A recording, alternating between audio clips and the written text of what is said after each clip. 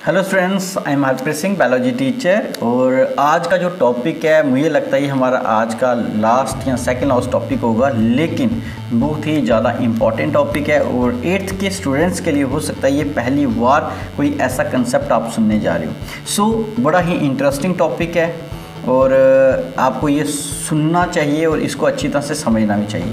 और मैं हरप्रीत सिंह कोशिश करूँगा कि इस टॉपिक को, क्योंकि ये टॉपिक जो है मोस्टली आप 12th के अंदर पढ़ते हो, जेनेटिक इंजीनियरिंग से रिलेटेड है और क्लोन से रिलेटेड है, तो थोड़ा ध्यान से इसको जरूर देखें, ये मेरी रिक्वेस्ट रहेगी। तो ओके स्टूडेंट्स, अब हम बात करेंगे डॉली जो थी वो कब इसको क्लोन किया गया। So it was establish successfully इन 1996। तो यहाँ पे पहले बात करें तो Dolly the clone, so it was establish in 1996, यानी कि सक्सेसफुली इसको क्या किया था, क्लोन किया गया था 1996। खुद सोचो कब की बात है,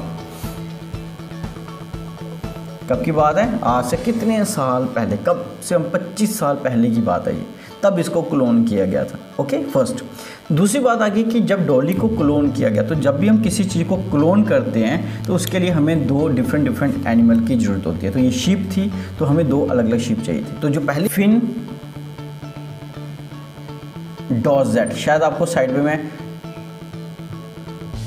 ईव, ओके, ये फर्स्ट आ गई। तो साइड पे आप देखोगे, आपको डायग्राम भी देखेंगे ताकि आपको किसी भी तरह का कोई भी विजुअलाइजेशन ना करनी पड़े। यहाँ पे खुद ही आपको सब दिख रहा है, यहाँ पे मैं सामने समझा रहा हूँ क्या हो रहा है, वहाँ पे आपको देख रहा है। सो हमने देखा कि डॉजेट जो थी ये क्या था, ये एक हमारे पास शीप आ गई जिसका नाम था फिन डॉजेट ईव। और अब इसके हमने मेमरी ग्लैंड क्या देखा, मेमरी ग्लैंड। तो मेमरी सेल बोल सकते हो, आपने मेमरी सेल्स ले लिए। सो आपने फिन डॉजेट ईव के मेमरी जो सेल थे उनको लिया। तो मान लो कि हमने सेल ले लिया, ये आ गया सेल। और आपको पता है सेल के अंदर क्या होता है, न्यूक्लियस मटेरियल तो होगा ही होगा। तो ये इसके अंदर क्या आ गया, न्यूक्लियर मटेरियल आ गया। तो ये हमारे पास आ गया मेमरी सेल ऑफ द फिन डॉजेट ईव, जो अब शायद बुक में भी ऐसा ही होगा। सेल ले लिया। अब इसको क्या किया इन्होंने, थोड़ी देर के लिए स्टारवेशन पे रख दिया, यानी कि जैसे हम किसी चीज़ को कोई न्यूट्रिशन नहीं देते तो उसके कारण क्या होता है, इसके जो आगे सेल जो मरना शुरू कर देगा। तो ये ऐसी पोजीशन में आ जाएगा जैसे कि अब इसके अंदर कुछ भी मटेरियल नहीं बचा हुआ, इस तरह से थोड़ा सा हो जाएगा और न्यूक्लियस जो इसके अंदर रहेगा, ये आ गया। सो थोड़ी देर के बाद हमने क्या किया, इसको इस कंडीशन में पहुँच गई जब। अब हमने यहाँ पर दूसरा एक और एनिमल था सेम, दैट इज शिप, किसी और वैरायटी की, हमने उसको भी लिया और उसका नाम था that is black face eve. ठीक है, ब्लैक फेस ईव। तो ये ब्लैक फेस ईव क्यों लिया, क्योंकि हमें अगर डेवलप करना है एक जाइगोट को या फिर हमें डेवलप करना है एक ऑर्गेनिज्म को, तो आपको पता है ये फर्टिलाइजेशन चाहिए। बिना फर्टिलाइजेशन के तो कोई ऑर्गेनिज्म बनेगा ही नहीं। तो हमने थोड़ा सा यहाँ पे एक टेक्निक अपनाई। क्या टेक्निक अपनाई कि जब इस ब्लैक फेस ईव ने अपने एग को रिलीज़ किया, तो हमने इसका एग ले लिया, ये आ गया एग। और एग के अंदर आपको पता ही है क्या होता है, न्यूक्लियस एंड। ठीक है, तो हमने क्या किया, अब थोड़ा सा एक टेक्निक अपनाई कि इस एग को हमने ई न्यूक्लिएटेड कर दिया, यानी कि इसके अंदर से न्यूक्लियस को बाहर निकाल दिया। ध्यान से सुनो, इस न्यूक्लियस से हमने क्या कर दिया, इसको बाहर निकाल दिया। अब ध्यान से सुनो, जब हम इसके न्यूक्लियस को बाहर निकालेंगे तो अब हमारे पास जो सेल आएगा वो कैसा होगा, तो उसके अंदर क्या होगा, न्यूक्लियस नहीं होगा। तो जब न्यूक्लियस नहीं होगा, ऐसे सेल को बोलते हो enucleated cell. Enucleated cell means without nucleus cell. अब हमारे पास दो तरह के सेल आ गए, ध्यान से सुनो। एक जिसके अंदर आपने देखा कि न्यूक्लियस नहीं है, और दूसरा जिसके पास न्यूक्लियस है लेकिन उसका जो सेल का और साइटोप्लाज्म सेल सब खराब हो रहा है, खत्म हो। हमारा पर्पस था ये कि इसके और वाली जो चीज़ें वो काम ना करें, सिर्फ और सिर्फ न्यूक्लियस काम करे। इसलिए हमने न्यूक्लियस को एक्टिव फॉर्म में रखा, दूसरी चीज़ों को उतना ज़्यादा महत्व नहीं दी, इंपॉर्टेंस नहीं दी। अब क्या होगा, अब हमने क्या किया, इन दोनों को एक दूसरे के पास लाए और एक पैट्री डिश के अंदर डाल दिया। और जैसे इसके अंदर डाला, अब क्या करेंगे, एक प्रोसेस होता है, ठीक है। और इसको भी रख दिया। अब इसको डिफरेंट कलर करता हूँ। मान लो ये न्यूक्लियस आ गया, ये न्यूक्लियस आ गया इसका, ये न्यूक्लियस आ गया इसका, और ये सेल आ गया ये वाला। अब इन दोनों को एक दूसरे के पास रखा और यहाँ पे एक इलेक्ट्रिक करंट होता है जिसको इलेक्ट्रोपोरेशन मेथड बोलते हैं। क्या बोलते हैं? Electroporation method. ये क्यों करते हैं? ताकि हमारा जो न्यूक्लियस था ये वाला, ये इसके अंदर चला जाए, तो एक थोड़े पोर बन जाएंगे। जैसा करेंगे तो यहाँ पे पोर्स बन जाएंगे और उसके थ्रू न्यूक्लियस अंदर चला जाएगा। फिर हम अगली स्टेज में देखेंगे तो क्या होगा, वही सेल था ये वाला और इसके अंदर न्यूक्लियस आ गया। किसका न्यूक्लियस आया? न्यूक्लियस आया इसका। तो मतलब जो एग था वो इसका था और जो न्यूक्लियस था वो इसका था।